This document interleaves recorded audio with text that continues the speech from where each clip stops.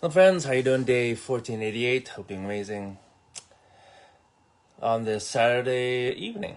I just want to share with you my day, a portion of my day.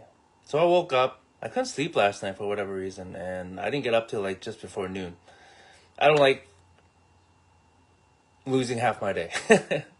But yeah, when I rolled over, checked the time, and I saw a message notification, and it was a sad face, and so I'm thinking, well, I gotta wake up before I open anything. Um, and yeah, it was not until another hour till I started opening up different messages. And I was hoping it wasn't the worst, but when I opened it, I got news that my friend just passed away. And I knew he had some health issues, and but just still getting that news was like, it was shocking. Still, I was like what? Here's a young man. I think it was 39. 39 and 40, but still that is young. And I met him a number of years ago. Um, and here's a guy who really lived life. That's the one thing I really admire about him. He would travel a lot of different places. He would make friends easily, and he would come back to visit Vancouver and Whistler like once every 2 years or so. And he actually was here a couple of years ago, and at the time, he booked a week up in Whistler. He said, "Hey, why don't you come with me?" And I got this online thing to do.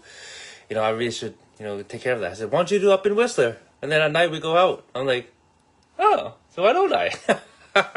So I went with him up to Whistler for a week because the place was already paid for, and I drove us up there, and we had a blast.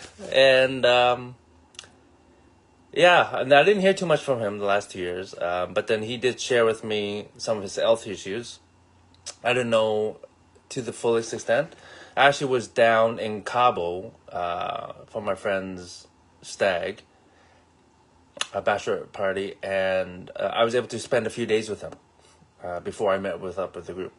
And at the time, he wasn't feeling that great, so I just kind of did explore on my own. And he was apologetic. He's like, "Oh, I'm so sorry. I wasn't being a good host, and I just got this, health issue." I'm like, "Hey, dude, you don't have to apologize at all. If you don't have your health, you have nothing. Okay, you have no quality of life. So you take care of what you need to do. You're doing what's right. You don't need to be hosting me, man." And but you know what? I'm so grateful. I was able to spend at least a few days with him. Um, he even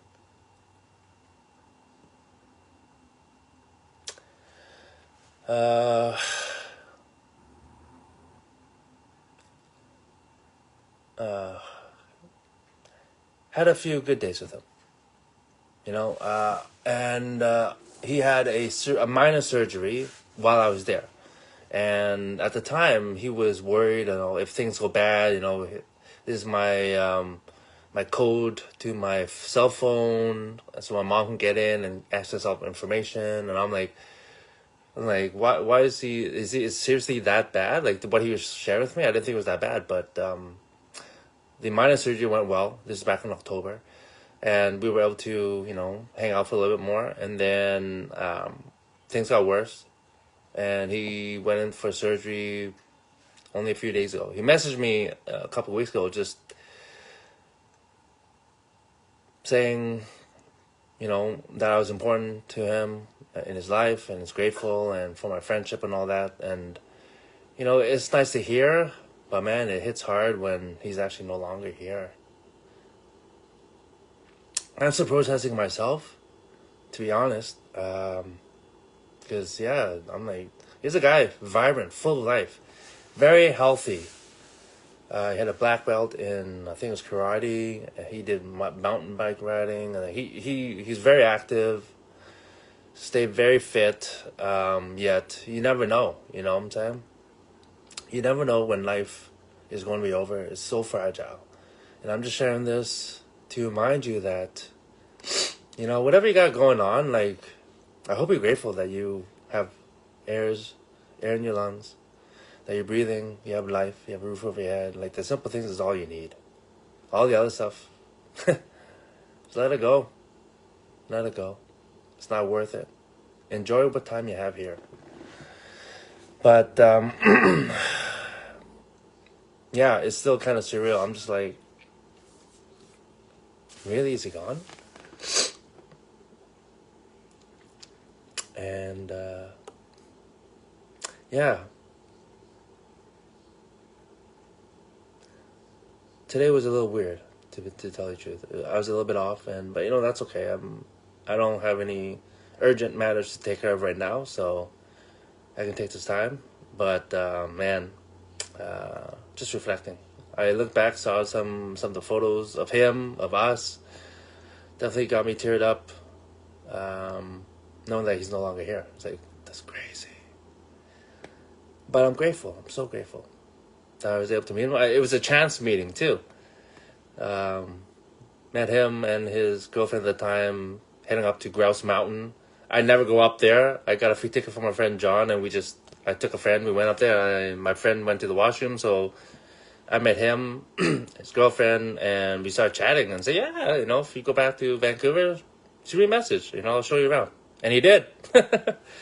So started our friendship, and yeah, from all the posts I'm seeing so far on his Facebook, people really appreciated him.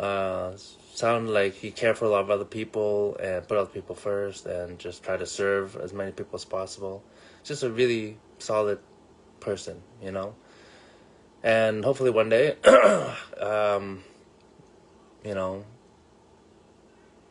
in the very, very, very far future, hopefully I can look back, or people can look back, and hopefully I know that I lived a full life. But yeah, when stuff like this happens, it definitely gives me an opportunity to reflect. Like, well, how am I living my life? Am I living my life according to my values? Am I living my life aligned with my vision, my purpose? Why am I here? Am I touching people's lives the way that I want to? Am I giving back? Am I being a good son, a good friend, good brother, uncle? But yeah, just an opportunity. At the end of the day, life is going to be over just like that. 90, 100 years is going to go by just like that. So make the most of your life, my friends. You only have one. But if you live it right, one is enough. All right? Anyways, if nobody's told you in a while, or even if I haven't told you, I love you. Okay? We're all brothers and sisters on this earth. All part of the human family. Okay? Let's look out for each other. Love you all.